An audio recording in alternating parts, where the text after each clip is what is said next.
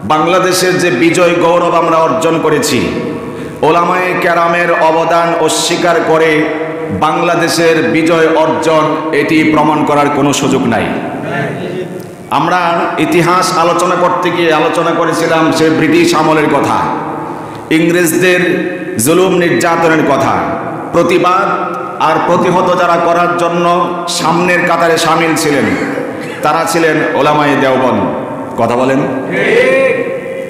যদি বিশ্বাস না হয় আমার কাছে আসবেন রেফারেন্স সহ।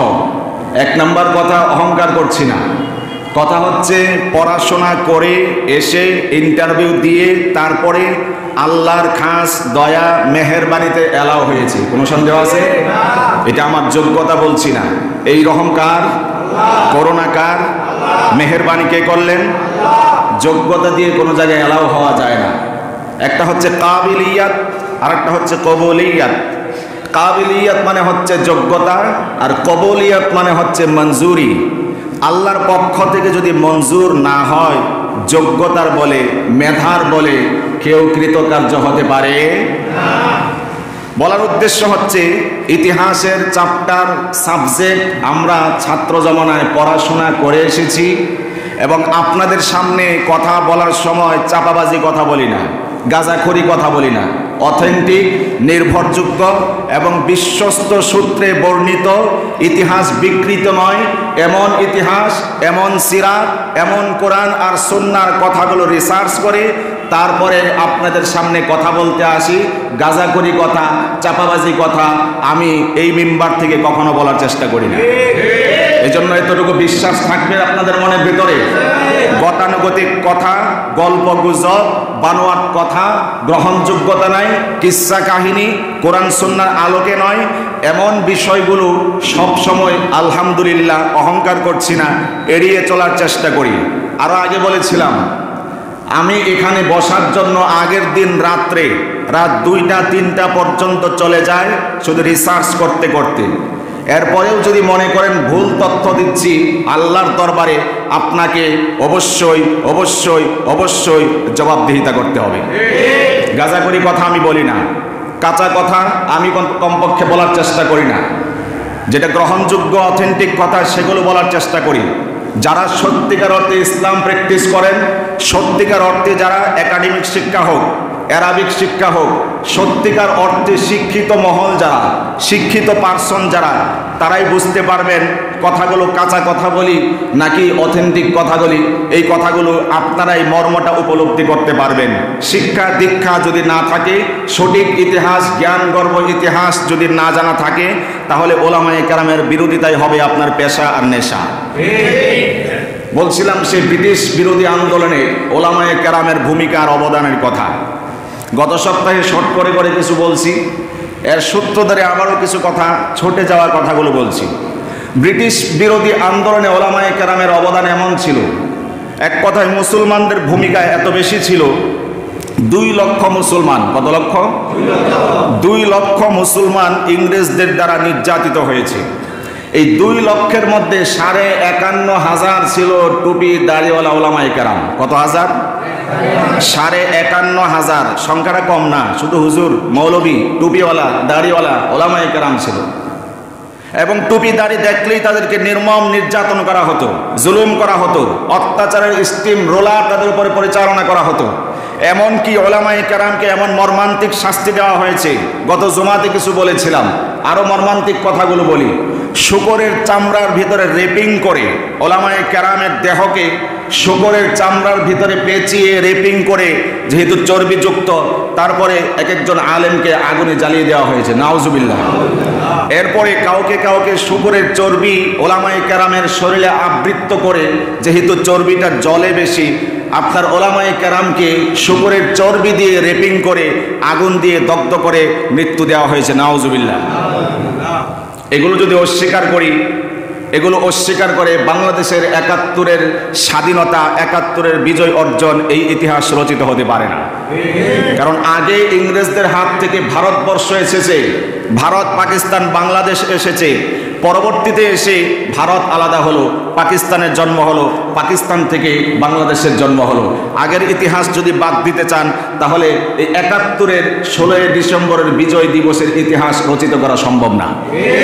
কারণ যার উসিলায় সিন্নি খাইলা মোল্লা চিনলা না, প্রবাদ বাক্য বা একটা গীতি গান আছে এমন, যার উসিলায় সিন্নি খাইলাম, যারা স্বাধীনতার পথ উন্মুক্ত করে দিল, সামনের কাতারে সামিল থেকে ৫১,৫০০ ওলামায়ে কেরাম নিজের রক্ত ঢেলে দিল, আগুনে প্রজ্বলিত হলো, এবং এমন এমন ওলামায়ে কেরাম যাদেরকে চর্বি দিয়ে শুকরের রেপিং করে, শুকরের চামড়া দিয়ে রেপিং করে আগুনে জ্বালিয়ে দেওয়া হলো। এখানেই শেষ নয়, সেই দিল্লির গ্র্যান্ড ট্রাঙ্ক একটা রোড আছে, দিল্লি থেকে পেশোয়ারের দিকে যে রোড, এই রোডের দুই পাশে যত গাছগাছালি ছিল, একজন ঐতিহাসিক লিখেছেন, আমাদের ইতিহাসবিদ না, মুসলমান না, অমুসলিম একজন ঐতিহাসিক, তিনি রিপোর্ট করেছেন এই দিল্লির গ্র্যান্ড ট্রাঙ্ক যে রোড রয়েছে, দিল্লি থেকে পেশোয়ারের যে রাস্তা রয়েছে, দুই পাশে যত গাছ ছিল এমন কোনো গাছ ছিল না যার মধ্যে ওলামায়ে কেরামের লাশ ঝুলে নাই। আল্লাহু আকবার। তারপরে এসেছে রক্তে অর্জিত লাল সবুজের পতাকা। ওলামায়ে কেরামকে অস্বীকার করার কোনো সুযোগ নাই। এই ইতিহাসগুলো আমরা বলতে গেলে আপনারা মনে করেন বিকৃত ইতিহাস, না, এই ইতিহাসগুলোকে ওলামায়ে কেরামকে দমিয়ে রাখার জন্য, মুসলমানদের খ্যাতি গৌরব অর্জনকে দমিয়ে রাখার জন্যই নতুন করে অনেক জায়গায় বিকৃত ইতিহাসের রচনা হয়েছে। আর আপনি দাবি করছেন আমারটা বিকৃত ইতিহাস না, পড়াশোনা করে এসছি, রিসার্চ করে তারপরে কথা বলি, গাঁজাখুরি কথা, চাপাবাজি কথা এই ইকরাম এই মিম্বার থেকে কোশ্চেনকালেও বলার চেষ্টা করে না। এগুলোই অথেন্টিক ইতিহাস। যদি বাড়াবাড়ি মনে হয়, যদি আপনার কাছে বিশ্বাসযোগ্য না মনে হয়, আসবেন, আমি সেগুলোর সূত্র আপনাকে ধরে ধরে দেখিয়ে দিব। ওলামায়ে কেরামের অবদান অস্বীকার করার কোনো সুযোগ নাই।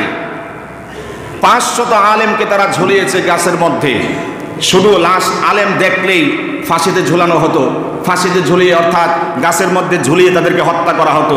এইভাবে মর্মান্তিক নির্যাতন সয়ে সয়ে ভারতবর্ষের জন্ম হলো, ইংরেজ বিতাড়িত হলো, তারপরে ভারত থেকে পাকিস্তানের জন্ম হলো, পাকিস্তান থেকে কোন দেশের জন্ম হলো? সুতরাং ওলামায়ে কেরামের অবদান অস্বীকার করে বাংলাদেশের স্বাধীনতার ইতিহাস, বাংলাদেশের বিজয় অর্জনের ইতিহাস রচনা করার কোনো সুযোগ নাই। আমরা সেই তদানীন্তন কালের যুক্ত ফ্রন্টের কথাও বলেছিলাম, সেখানে দুইজন আলেম ছিলেন, আল্লামা আতহার রহমাতুল্লাহি আলাইহি, আরেকজন ছিলেন মাওলানা আব্দুল হামিদ বাসানী রহমাতুল্লাহি আলাইহি, তিনিও একজন আলেম ছিলেন। যদি বিশ্বাস না হয় উইকিপিডিয়া সার্চ দিবেন, সহজ রাস্তা বাতলে দিলাম। তাও বিশ্বাস না হয়, আমি আপনাকে বঙ্গবন্ধুর অসমাপ্ত আত্মজীবনী বলে একটি বই রচিত আছে, সেটা পড়াশোনা করবেন, গবেষণা করবেন, তাহলে কিছু শিখতে পারবেন, জানতে পারবেন। এছাড়া শিক্ষা দীক্ষা না থাকলে ওলামায়ে কেরামের উপরে হস্তক্ষেপ করার কোনো সুযোগ থাকবে না। যদি জানাই না থাকে, আমার যদি বিতর্কিত ইতিহাস নিয়ে আমি পড়াশোনা করি, তাহলে তো ওলামায়ে কেরামের অবদানকে অস্বীকার করব, এটাই স্বাভাবিক। নামাজ নিয়ে আমরা আলোচনা শুনছিলাম। এই নামাজ যেটি আমরা পড়ি ৫ বেলা, অথবা অনেকে পড়ি না ৫ বেলা, এই নামাজ হতে হবে কার তরিকায়? তরিকা তো আল্লাহ নবী রাসূল সাল্লাল্লাহু আলাইহি ওয়াসাল্লামের তরিকা। রাসূল সাল্লাল্লাহু আলাইহি ওয়াসাল্লামের তরিকায় নামাজ হতে হবে, এবং এই ক্ষেত্রে মূলনীতি হচ্ছে, উসুল হচ্ছে, নবী করিম সকলে পড়ুন সাল্লাল্লাহু আলাইহি ওয়াসাল্লাম, তিনি ইরশাদ করেছেন, সল্লু কামা রাআইতুমুনি উসাল্লি, ও আমার উম্মতেরা, আমাকে তোমরা যেভাবে নামাজ পড়তে দেখো, তোমরাও আমার মতো করে নামাজ পড়ো। সুবহানাল্লাহ বলেন। তো নামাজ পড়তে হবে কার তরিকায়? রাসূল সাল্লাল্লাহু আলাইহি ওয়াসাল্লামের তরিকায়। এই কথাটা তিনি নিজে বলে দিয়েছেন, আমারে তোমরা যেভাবে নামাজ পড়তে দেখো, তোমরাও আমার মতো করে নামাজ আদায় করো। আর আমার মতো করে তথা নবীর মতো করে যদি নামাজ আদায় না হয়, সেই নামাজ আল্লাহর দরবারে গ্রহণযোগ্য হবে না। গ্রহণযোগ্য যে হবে না, হাদিসের ক্ষুদ্রাংশ থেকে বলছি। হুযায়ফা ইবনুল ইয়ামান, নবী করিম সাল্লাল্লাহু আলাইহি ওয়াসাল্লামের প্রখ্যাত সাহাবী। হুযায়ফা ইবনুল ইয়ামান রাদিয়াল্লাহু তাআলা আনহু মসজিদে বসা আছেন, আল্লাহর এক বান্দা নামাজ আদায় করছে। তিনি ওই ব্যক্তিকে ফলো করলেন, নামাজের রুকু সিজদা ঠিক না, তার কেরাত সহি না। হুযায়ফা ইবনুল ইয়ামান তার নামাজকে পর্যবেক্ষণ করলেন, মনিটরিং করলেন। আল্লাহর বান্দার নামাজ সমাপ্ত হলো, সালাম ফিরালো। হুযায়ফা ইবনুল ইয়ামান রাদিয়াল্লাহু তাআলা আনহু আল্লাহর বান্দাকে উদ্দেশ্য করে বললেন, ও আল্লাহর বান্দা, তুমি যে নামাজ পড়ছো কতদিন ধরে এভাবে নামাজ পড়তেছো? খুব গভীর মনোযোগে শুনুন কথাগুলো। আল্লাহর বান্দা জবাব দিল, এইভাবে, এই উসুলে, এই নিয়মে, এই নীতিতে, এই রীতিতে আমি 1-2 দিন নয় 40 বৎসর ধরে নামাজ পড়ে আসছি। 40 বৎসর নামাজ তিনি পড়ছেন, রিপোর্ট পেশ করলেন কার কাছে? হুযায়ফা ইবনে ইয়ামান রাদিয়াল্লাহু তাআলা আনহুর কাছে। হুযায়ফা ইবনুল ইয়ামান রাদিয়াল্লাহু তাআলা আনহু নামাজের রিপোর্ট শোনার পরে বললেন, ও আল্লাহর বান্দা, তুমি যে 40 বৎসর নামাজ পড়ছো, তুমি এই 40 বৎসর কেমন যেন তুমি নামাজেই পড়ো নাই। অর্থাৎ যেই নিয়মে, যেই সিস্টেমে তুমি নামাজ পড়ছো, এই নামাজ নবীর তরিকায় হয় নাই, সুতরাং 40 বৎসরের এক ওয়াক্তের নামাজও তোমার হয় নাই।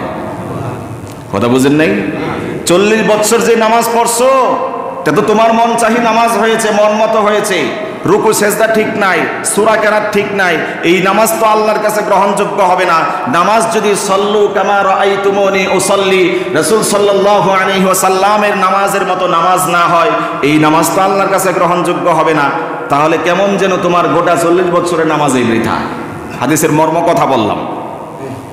তাহলে নামাজ হতে হবে কার মতো, কার তরিকা মতো? রাসূল সাল্লাল্লাহু আলাইহি ওয়াসাল্লামের মতো। আর নামাজের তরিকা কেমন হবে? সাহাবী জিজ্ঞেস করলেন, আল্লাহর ওই বান্দা জিজ্ঞেস করলেন হুযায়ফার কাছে। তিনি বললেন, নামাজের রুকু সেজদা ঠিক মতো করতে হবে, আবার সূরা কেরাত ঠিক মতন পড়তে হবে, তাহলে নবীর নামাজের মতো নামাজ আদায় হবে। অন্য হাদিসের মধ্যে রাসূল সাল্লাল্লাহু আলাইহি ওয়াসাল্লাম বলেছেন, সবচেয়ে বড় চোর কারা জানো? সাহাবীদেরকে উদ্দেশ্য করে নবী বলছেন, সবচেয়ে বড় মাপের চোর কারা জানো তোমরা? সাহাবায়ে কেরাম রাদিয়াল্লাহু তাআলা আনহুম জবাব দিলেন বিনয়ের সাথে, ইয়া রাসূলুল্লাহ, আপনিই বলুন। হুজুর সাল্লাল্লাহু আলাইহি সাল্লাম জবাব দিলেন, সবচেয়ে বড় মাপের হাই কোয়ালিটির চোর হচ্ছে যারা নামাজের মধ্যে চুরি করে। অনেকে মনে করবেন নামাজের ভিতরে জুতা চুরি করে, না, ওটা বড় চোর না। নবীজি বলছেন নামাজে যারা চুরি করে তারা সবচেয়ে বড় মাপের চোর।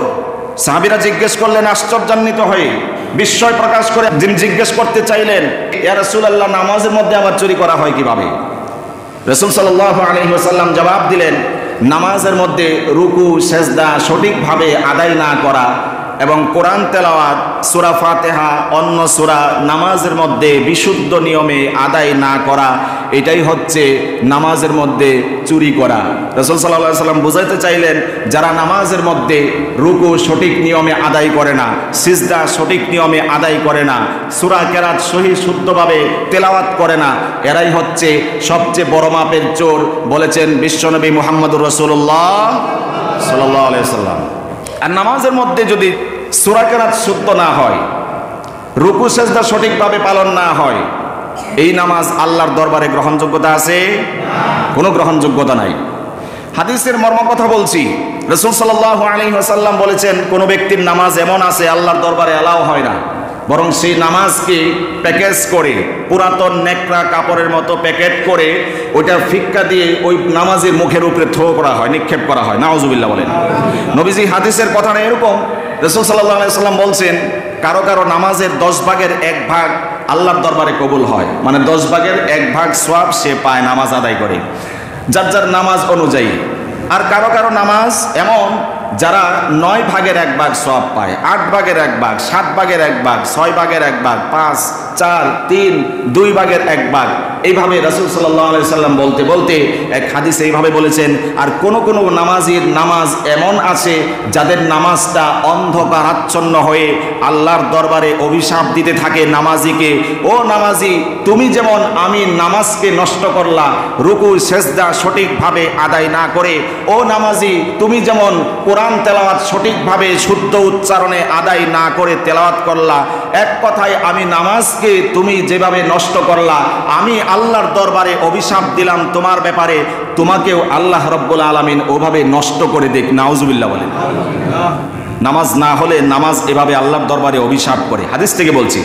এক পর্যায়ে এই নামাজটা অভিশাপ দিতে দিতে অন্ধকারাচ্ছন্ন রূপ ধারণ করে আসমানের দিকে উঠতে থাকে ঊর্ধ্ব গগনে।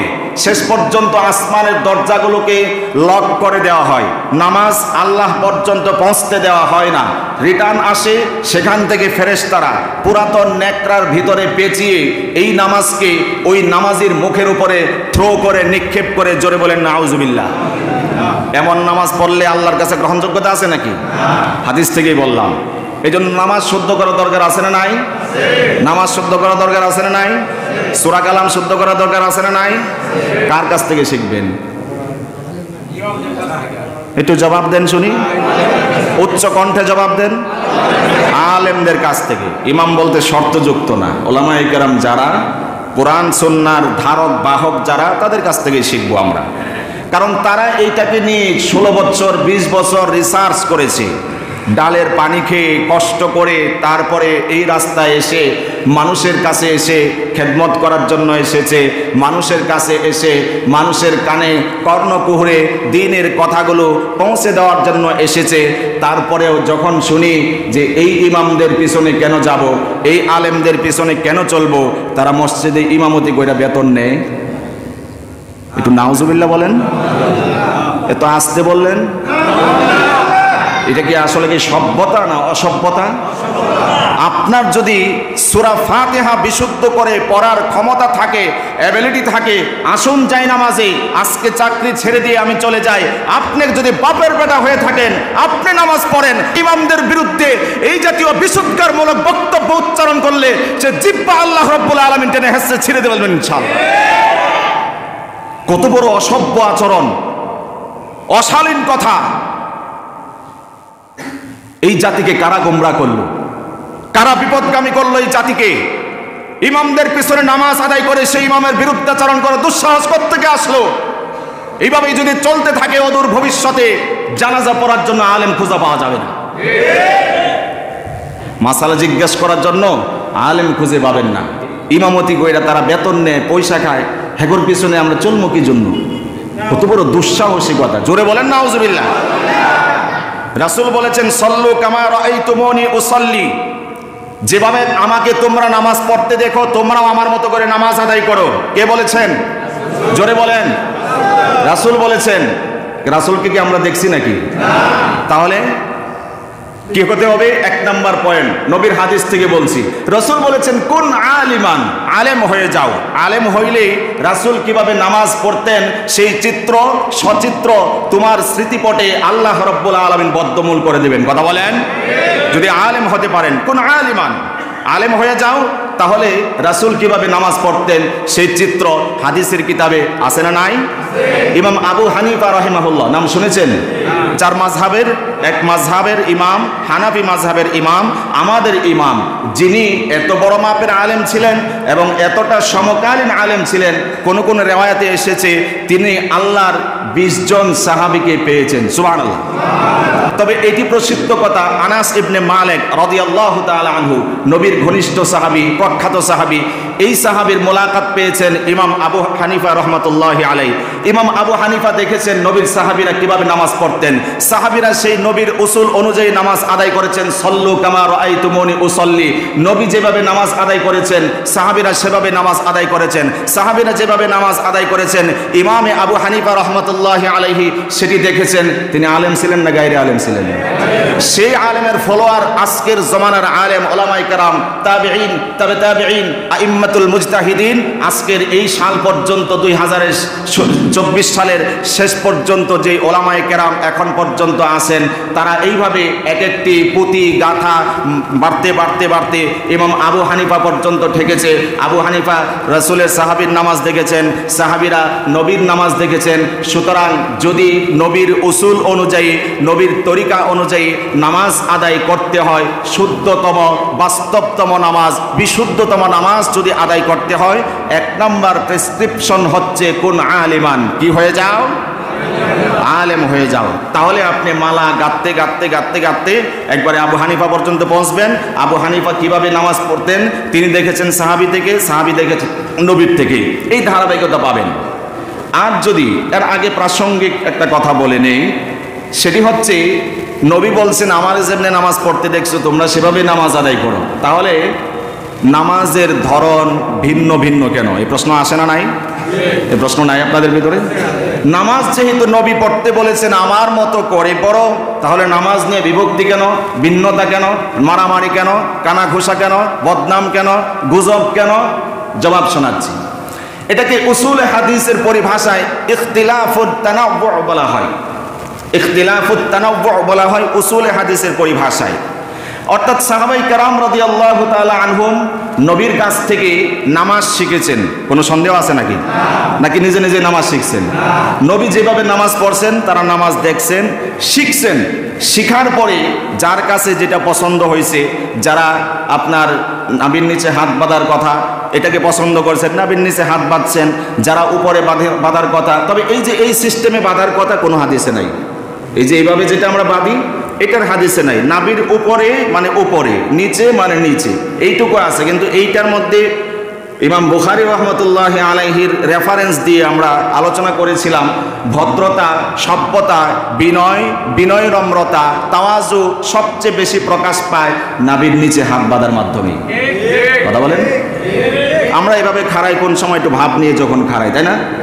আর যখন আসামি হয়ে দাঁড়ায় কাঠগড়াতে অত্যন্ত বিনয়ের সাথে অবনমিত দৃষ্টিতে নিচের দিকে তাকিয়ে হাতটা নিচে বাঁধা থাকে, কি জানি ফয়সালা হয়। এটার মধ্যে সবচেয়ে বিনয় প্রকাশ পায়। আমরা ইমাম বুখারীর রেফারেন্সে এক সময় আলোচনা করেছিলাম। এজন্য বাঁধার তফাৎ হাত নাভির নিচে আর উপরে, কিন্তু বুকের উপরের হাদিস পাওয়া যায় না। এটা নিয়ে কেউ ঝগড়া করতে আসবেন না। ফিতনা করা দরকার আছে নাকি? কিন্তু হক কথা যেগুলো সেগুলো বলার দরকার আছে না নাই? কাউকে তোয়াক্কা করা যাবে? কারো চোখ রাঙানি ভয় করা যাবে? চাকরির ভয় করা যাবে? কারো রকমের রোশানুলকে ভয় করা যাবে? হুমকি ধমকি বা পেশি শক্তিকে ভয় করা যাবে? যদি ভয় করে কথা বলি আল্লাহর দরবারে জবান আল্লাহ টেনে হেসে ছিঁড়ে ফেলবেন। যদি সত্য কথা গোপন করতে চাই মানুষের ভয়ে, এই জীবন যদি হক কথা বলতে গিয়ে চলে যায়, কোরআন সুন্নাহর কথা বলতে গিয়ে যদি মানুষের মার খেয়ে মরতে হয়, ফাঁসির কাস্টে ঝুলে মরতে হয়, আল্লাহর দরবারে 100 বার শুকরিয়া আদায় করব, এখানে আমাকে হত্যা করা হবে, আল্লাহর জান্নাত আমার জন্য অপেক্ষা করছে। এই জন্য কারো হুমকি ধমকিতে ওলামায়ে কেরামের এই বলিষ্ঠ কণ্ঠকে স্তব্ধ করে দেওয়ার কোনো মানসিকতা কারো বাপের বেটার নাই। একজনকে মারবা এই জায়গা খালি থাকবে না, আর একজন আসবে সত্যের কথা বলিষ্ঠ কণ্ঠে উচ্চারণ করবে, কোরআন সুন্নাহর কথাগুলো বলিষ্ঠ দারাজ কণ্ঠে উচ্চারণ করবে। সেই বলিষ্ঠ কণ্ঠকে স্তব্ধ করার ক্ষমতা কারো নাই। তবে ফিতনা নিরসনের জন্য, আবারও বলছি, ফিতনা নিরসনের জন্য আপনাদের সবসময় সজাগ, সোচ্চার, সচেতন, অ্যালার্ট থাকতে হবে। কথা বলেন? আমি আপনাদের ভালোবাসায় বড় মাপের চাকরি ছেড়েছি, এই কথাটি আজকে ফাঁস করলাম জনসম্মুখে। উত্তরার মতো ভিআইপি এলাকায় এখানের চেয়ে দ্বিগুণ গুণে বেতনের চাকরির অফার আমি পেয়েছিলাম।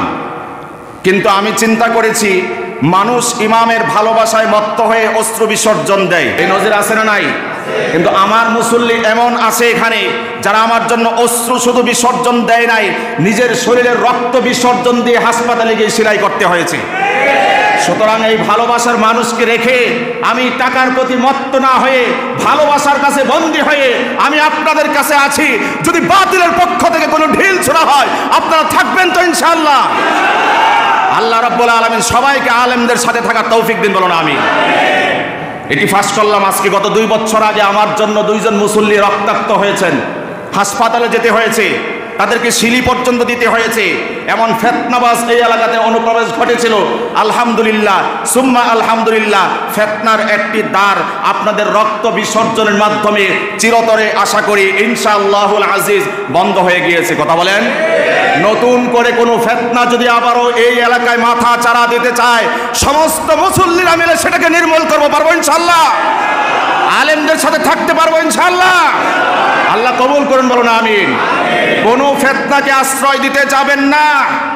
আবু তালেবের কাছে আসতো কাফের মুশরিকরা, এই দাওয়াত নিয়ে, মুহাম্মদ তোমার ভাতিজাকে এই জাতীয় কথা বলতে বন্ধ করো। তখন আবু তালেব কার পক্ষ নিয়েছেন? জোরে বলতে হবে। নবীজির পক্ষ নিয়েছেন। আবু তালেব বিধর্মী হওয়া সত্ত্বেও নবীজির পক্ষপাতিত্ব করেছেন। সবক দিলাম, মেসেজ বার্তা দিলাম, আপনার কাছে যদি কোনো রিপোর্ট আসে হুজুরকে এই জাতীয় কথা বলতে নিষেধ করবেন, আল্লাহর ওয়াস্তে আপনি তার পক্ষ না নিয়ে কোরআন সুন্নাহর আলোকে যেই হুজুর যেই ইমাম কথা বলবে তার পক্ষ নিয়ে অবস্থান নিতে হবে, কথা বলতে হবে। ঠিক তা না হয় আপনি আমাকে যদি বন্ধ করে দেন, হক কথা বলার রাস্তা যদি বন্ধ করে দেওয়া হয়, কোরআন সুন্নাহর কথাগুলো যদি বন্ধ করে দেওয়া হয়, আল্লাহর কসম একবার, আল্লাহর কসম দুইবার, আল্লাহর কসম তিনবার করে বলছি, যার ছলে মলে আপনি আবদ্ধ হয়ে পক্ষপাতিত্ব করেছেন, সে যদি জাহান্নামে যায়, তার সাথে জাহান্নামের কাঠগড়ায় আপনাকেও দাঁড়াতে হবে। দলিল নেবেন, আল মারউ মা'a মান আহাব্বা। দুনিয়াতে যাকে ভালোবেসেছেন, সাপোর্ট করেছেন, পক্ষপাতিত্ব করেছেন, হকের আওয়াজকে বন্ধ করেছেন, তার পক্ষ নিয়ে আবু তালেবের মতো ইমামের পক্ষ নিয়ে, নবীর পক্ষ নিয়ে, আলেমের পক্ষ নিয়ে আপনি অবস্থান রাখতে পারেননি। আল্লাহর আদালতে জবাব দিতে হবে। সে জাহান্নামে হলে আপনাকেও জাহান্নামে যেতে হবে। অনেক কথা ভিতরে চেপে রেখেছি, বলি নাই। সেই রক্তাক্ত সংগ্রামে কি কি হয়েছিল মনে করবেন যারা ষড়যন্ত্র করেছিল কিচ্ছু জানি না, না। তারা পক্ষপাতিত্ব করেছিল, তাদের সাথে মনে করবেন কিচ্ছু জানি না, না। সমস্ত কথা, সাক্ষ্য, ইতিহাস এই ভিতর আত্মায় লুকিয়ে রেখেছি। ফিতনা হতে পারে এজন্য প্রকাশ করিনি, নীরবে সয়ে নিয়েছি। কারা পক্ষপাতিত্ব করেছিল সেদিন সব রিপোর্ট কিন্তু আমাদের কাছে আছে। কথা বলতে হবে, ঠিক কিনা? তারা সেদিন বিনম্র হয়ে, বিনয়ী হয়ে ওলামায়ে কেরামের পক্ষপাতিত্ব করেছিল। নিজের জামা কাপড়গুলো মানুষের মার খেয়ে ছিঁড়তে হয়েছিল। তারা কারা সেই রিপোর্ট আমাদের কাছে আছে। আর কারা মুনাফিকের ভূমিকায় অবস্থান নিয়েছিল সেই রিপোর্টও আমাদের কাছে আছে। বলতে চাই নাই, এগুলো বলার কোনো দরকার ছিল না। আবেগ প্রবণ হয়ে কথার প্রসঙ্গে বলতে হয়েছে, বললাম। শুধু এইটুক বলতে গিয়ে, বোঝাতে গিয়ে বললাম, যত রকমের ফিতনা, যত রূপ নিয়ে আসুক, আমরা সকলে মিলে আলেমদের পক্ষ হয়ে সেই ফিতনাকে সুষ্ঠুভাবে নির্মূল করব ইনশাআল্লাহ। আল্লাহ আমাদের সহায় হন, বলুন আমিন। শুধু কি মুখে মুখে বলতেছেন আবেগ প্রবণ হইয়া? যদি রক্ত নাও দিতে পারেন ওলামায়ে কেরামের জন্য, চোখের পানি দিতে পারবেন না? ভালোবাসা দিতে পারবেন না?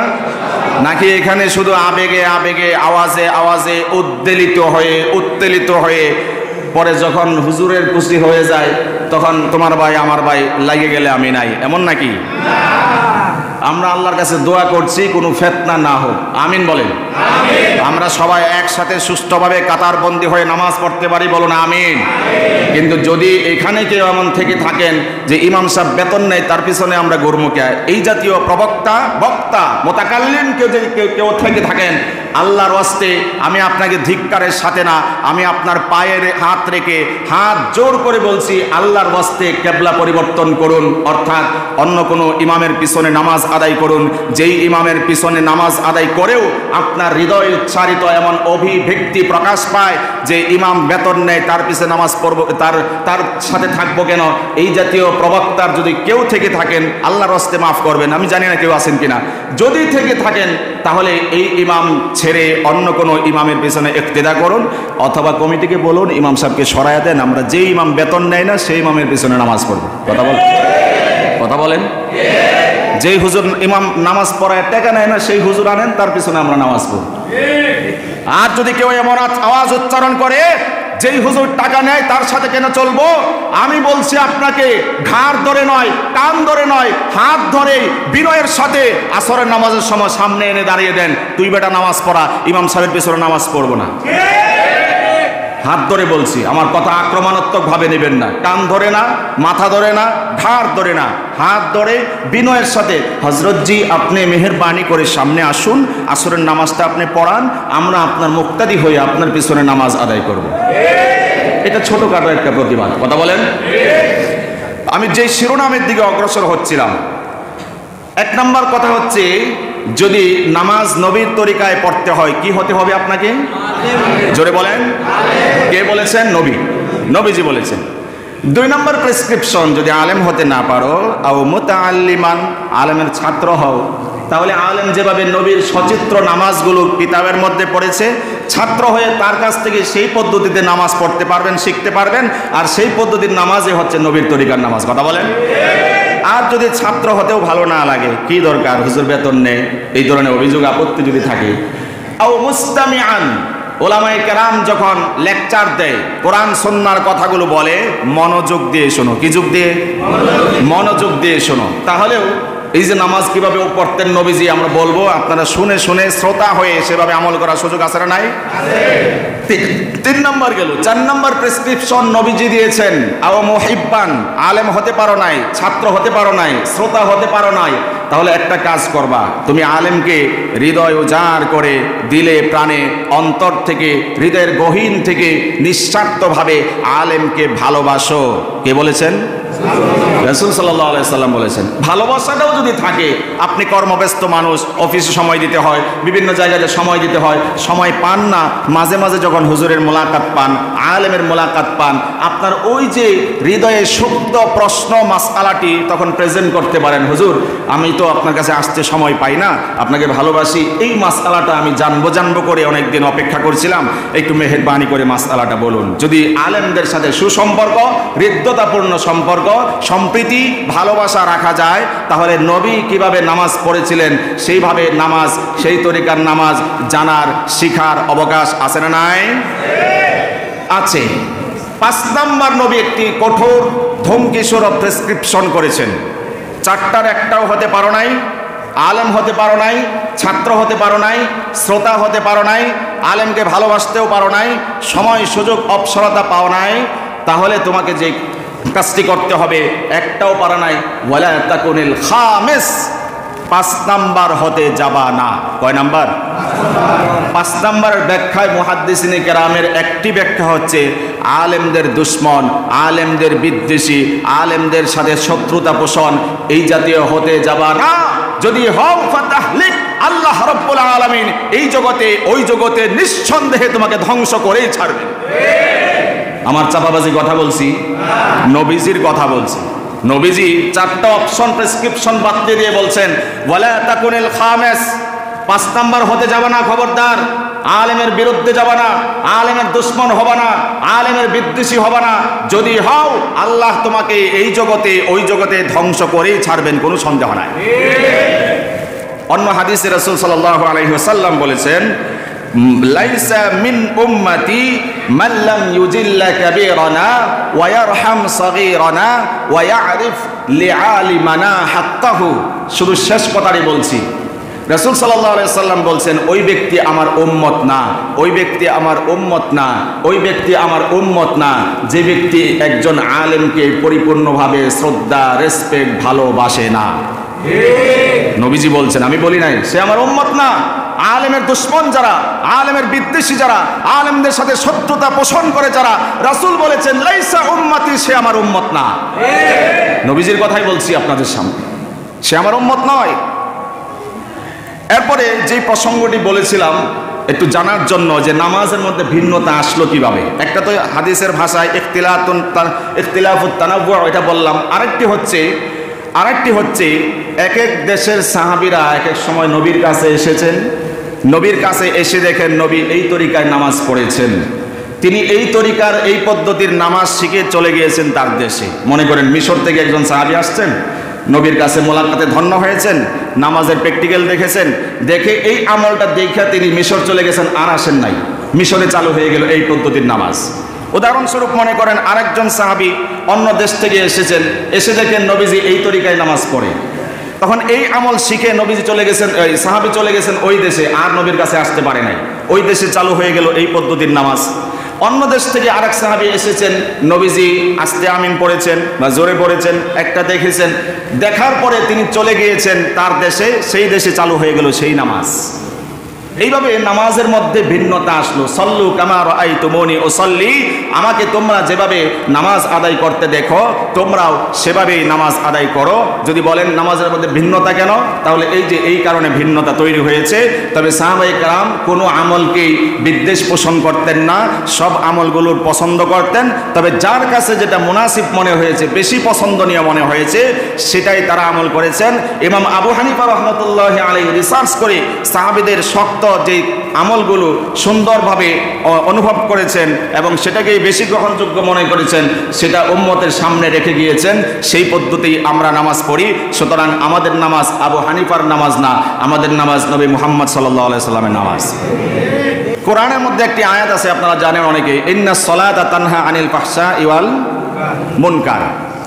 নামাজিকে নামাজটা যাবতীয় গুনাহের কাজ থেকে বিরত রাখে। তবে মুনাফিকের নামাজ, সে যতই নামাজ পড়ুক, তাকে আল্লাহর এই নামাজ গুনাহের কাজ থেকে, খারাপ কাজ থেকে বিরত রাখবে।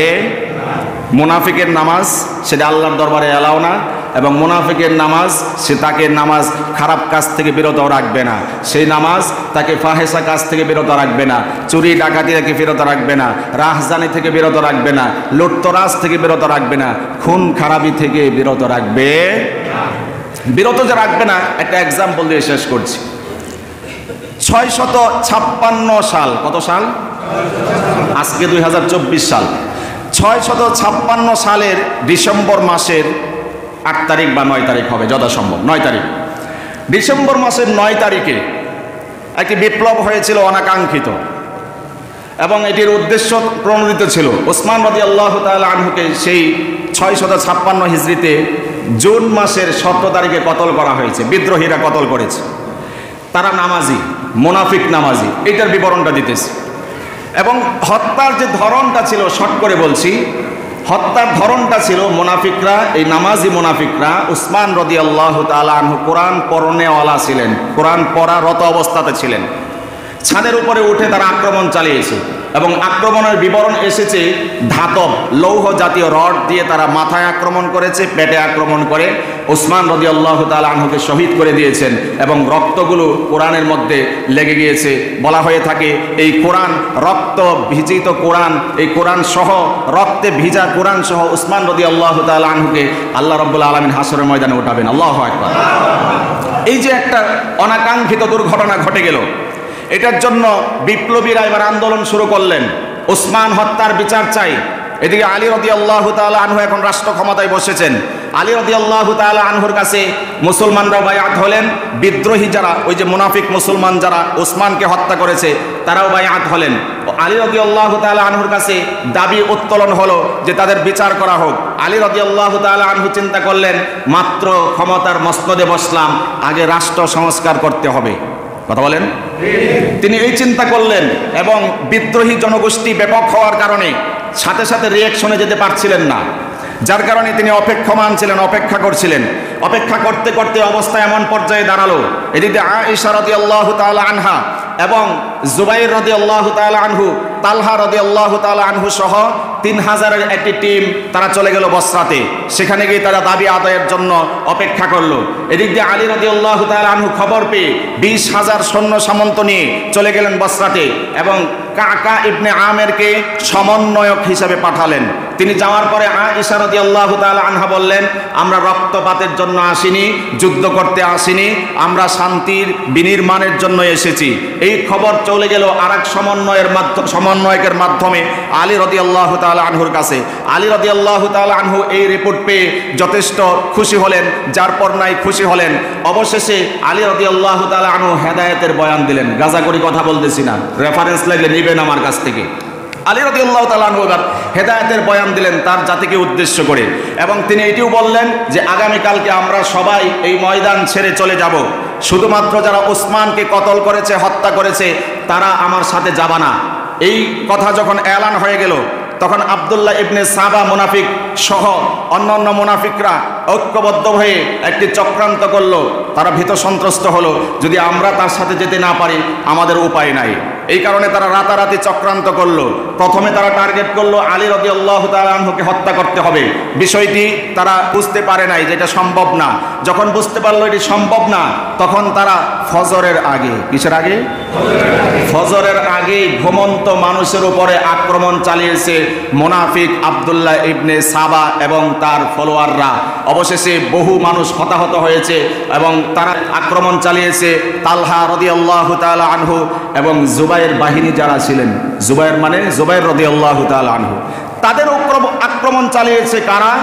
ওই যে আব্দুল্লাহ ইবনে সাবা মুনাফিক, যে নামাজও পড়তো, আবার উসমান রাদিয়াল্লাহু তাআলা আনহুকে হত্যার পিছনে যার দায়বদ্ধতা ছিল, সেই মুনাফিকরা এসে ভোরবেলায় ফজরের আগে আক্রমণ চালিয়েছে তালহা রাদিয়াল্লাহু তাআলা আনহু এবং জুবাইরের বাহিনীর উপরে। তারা আক্রমণ চালিয়ে চলে গিয়েছে তারপরে দুই গ্রুপের মধ্যে হাতাহাতি হয়েছে, মারামারি হয়েছে। এখান থেকে আমরা স্পষ্ট বার্তা পাই, যারা ঘুমের তরে মানুষকে মারতে আসে, খুন করতে আসে, নিঃসন্দেহে আব্দুল্লাহ ইবনে সাবার মতো মুনাফিকের লিডার এবং অনুসারী চিল্লায় বলতে হবে ঠিক কিনা? কোন মুসলমান মুসলমানকে হত্যা করতে পারে না। আল্লাহ বলেছেন, ওমান ইয়াকতুল মুমিনান মুতাআম্মিদান ফাজাযাউহু জাহান্নাম। কোন মুমিন মুসলমান যদি আরেকজন মুসলমানকে হত্যা করে, নিঃসন্দেহে তার ঠিকানা হবে জাহান্নাম। খুনি যেই হোক, তার কোনো রাষ্ট্রীয় পরিচয় নাই, ধর্মীয় পরিচয় নাই। ইসকনকে যেমন আমরা জঙ্গি বলি, ইসরায়েলকে যেমন আমরা জঙ্গি বলি, কোন মুসলমানও যদি মুসলমানকে অনৈতিকভাবে হত্যা করে, খুন করে, নিঃসন্দেহে সেও জঙ্গি। যদি কোনো সংগঠন আক্রমণ করে, সেই সংগঠনও জঙ্গি সংগঠন চিল্লায় বলতে হবে ঠিক কিনা? যারা খুন করবে মানুষকে, মানুষের জীবন কেড়ে নেবে, বাংলার জমিনে তাদের বিচার সম্পন্ন করতে হবে। নতুন করে কোনো ফিতনা চাড়া দিলে সমস্ত জাতিকে সোচ্চার ভূমিকা নিয়ে সুন্দরভাবে আপোষ করে সেই ফিতনাকে নির্মূল করতে হবে। পারবেন ইনশাআল্লাহ? আল্লাহ রাব্বুল আলামিন আমাদের সহায় হোক, বলুন আমিন। কথায় কেউ নারাজ হলেন নাকি? ইমামের ব্যাপারে জুমার আলোচনা নিয়ে যদি কোনো জায়গায় সমালোচনা হয়, যদি কোনো জায়গায় সমালোচনা হয়, তাহলে আমি বলে দিলাম কোরআন থেকে সে মুনাফিক। কি ফিক? জোরে বলেন, আবার বলেন। এবার কোরআন থেকে বলছি। আল্লাহ বলছেন, ওয়ামিনহুম মান ইয়াসতামিউ ইলাইক, যে মুনাফিকদের কেউ কেউ আছে যারা আপনার কাছে কথা শুনতে আসে। তাফসিরে জালালাইন রেফারেন্স দিলাম, সেখানে উল্টালে দেখবেন দেখা আছে ফি খুতবাতিল জুমআতি ওয়া হুমুল মুনাফিকুন। মুনাফিকরা যখন আপনার জুমার বয়ান শুনতে আসে, আবারও বললাম তাফসিরে জালালাইন, এই কোরআনের তাফসির আছে না নাই?